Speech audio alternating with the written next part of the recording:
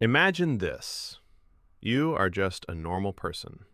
No money, no power, no special talent. But one day, you gain a mind that can change the world. Everything starts to change. Earlier, you were just surviving. Now, you start creating. Where people see problems, you see solutions. But with this power comes a curse. You become different. People stop understanding you. While the world sleeps at night, you stay awake, building the future. You fail.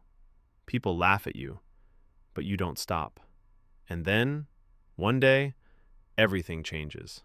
Success, money, power, but you become alone. And then you realize, power is not in the suit. Power is in the mindset. Just think, if you start thinking like that